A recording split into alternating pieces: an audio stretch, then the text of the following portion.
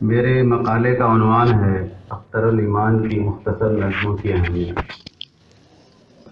میں جب جامعہ ملیہ اسلامیہ میں ایم اے میں تھا تب میں نے اختر الایمان کی نظم ایک لڑکا اور کچھ چھوٹی موٹی دوسری نظمیں پڑھی تھیں۔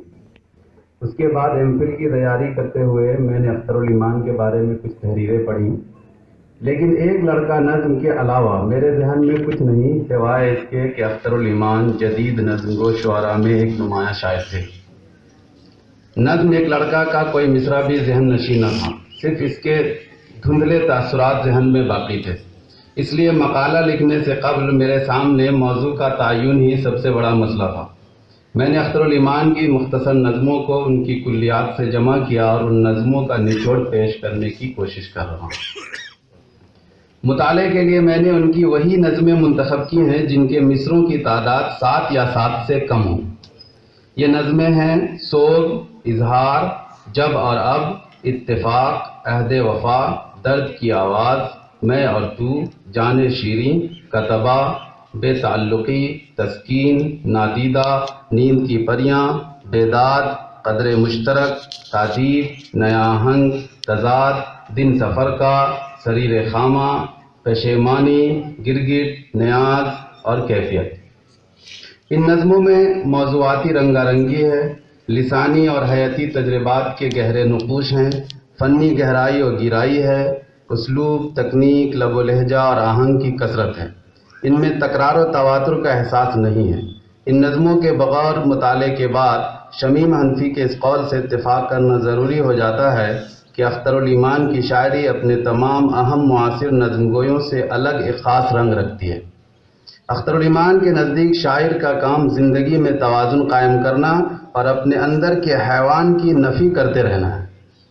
یہ نظم دیکھیے: دوسروں کو سدھارنے مت جاؤ، اپنی اصلاح پر نظر رکھو، لوگ کیا کر رہے ہیں چھوڑو انہیں، اپنے افعال کی خبر رکھو، سرزنش اپنی خوب کرتے رہو، ایک شہداء جہاں میں کم ہوگا۔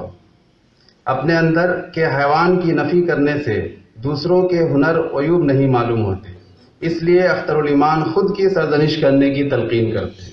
اختر الایمان کی شاعری میں آپ بیتی اور یادوں کا عنصر بہت نمایاں ہے۔ ایک خاص جہت جو اختر الایمان کی شاعری میں ہمیں نظر آتی ہے وہ ہے اخلاقی اقدار کی اہمیت۔ ان کی نظموں میں ترقی پسندوں جیسے موضوعات بھی ہیں، لیکن ان میں خطابانہ لہجہ اور لہجے کی گھنگرج نہیں، بلکہ صاف، شفاف، کھردرا اور تصنع سے پاک لہجہ ملتا ہے۔ ایک مختصر نظم جس کا عنوان ہے سوگ: مرنے دو مرنے والوں کو، غم کا شوق فراواں کیوں ہو، کس نے اپنا حال سنا ہے، ہم ہی کس کا درد نباہیں، یہ دنیا والے اپنی اپنی فکروں میں ہیں، اپنا اپنا توشہ سب کا، اپنی اپنی سب کی راہیں، وہ بھی مردہ ہم بھی مردہ، وہ آگے ہم پیچھے پیچھے، اپنے پاس دھرا ہی کیا ہے، ننگے آنسو بھوکی آہیں۔ اس نظم میں شاعر سوگ بھی روایتی سوگ سے الگ طور پر مناتا ہوا دکھتا ہے۔ سوگ پر غم کا اظہار کیا جاتا ہے، دکھ بیان کیے جاتے ہیں اور فضا مغموم ہو جاتی ہے، لیکن اس نظم کا شاعر خود کو لاپرواہ بتانے کی کوشش کرتا ہے۔ وہ مرنے والوں کے غم سے فرار کی راہ اختیار کرنے کی کوشش کرتا ہے۔ اس میں وہ اپنے دکھوں کا دفتر کھول کر بیٹھ جاتا ہے اور یہ شکوہ کرنے لگتا ہے کہ اپنا حال کس نے سنا ہے۔ وہ کہتا ہے کہ جو لوگ مر گئے وہ تو مردہ ہیں ہی، جو لوگ زندہ ہیں وہ بھی کون سے زندہ ہیں، اگر زندہ ہوتے انہیں مرنے ہی کیوں دیتے۔ مرنے والوں کے پیچھے پیچھے ہمیں بھی مر جانا ہے، کیونکہ جینے کے لیے تو ہمارے پاس کچھ دھرا ہی نہیں۔ ایک آنسو ہے وہ ننگے ہیں اور آہیں ہیں وہ بھی بھوکے ہیں، کیونکہ ان کے نزدیک فیض کی شاعری پر غزل کا آہنگ حاوی ہے۔ پاکستان میں انٹرویو دیتے ہوئے اختر الایمان نے مجید امجد کو اپنا نقال کہا تھا، جس پر مشفق خواجہ نے طنز بھی کیا۔ نون میم راشد کی فارسی زدہ شاعری میں اختر الایمان گاڑھا پن تلاش کر لیتے ہیں، میرا جی کی بھی وہ دال نہیں گلنے دیتے، اور سردار جعفری اور کیفی عزبی کو تو سرے سے شاعری نہیں مانتے، کیونکہ ان کے یہاں مقصدیت ادبیت پر حاوی نظر آتی ہے۔ اختر الایمان مقصدیت کے مخالف نہیں رہے، لیکن مقصد کے اظہار میں انہوں نے اظہار کے وسیلے کو برتنے میں کافی اہمیت دی۔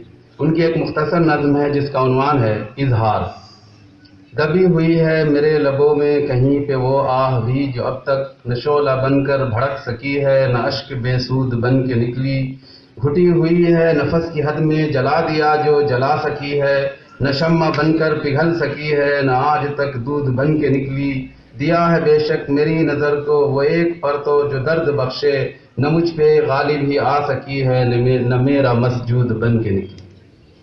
شاعر کو صرف اپنا ہی غم نہیں بلکہ دنیا جہان کا غم گھیرے رہتا، وہ غم ذات و غم روزگار بنا لیتا ہے اور اس غم میں گھٹتا رہتا ہے کیونکہ اس کے پاس اس کا کوئی حل بھی نہیں۔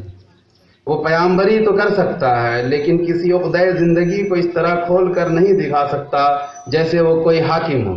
وہ اپنی کائنات شاعری کا حکمراں ہوتا ہے، مسائل زندگی کو پیش کر سکتا ہے لیکن ان مسائل کے حل کے لیے عدم وسائل اسے ہمیشہ ستاتی رہتی ہے، اس لیے گھٹن محسوس کرتا ہے۔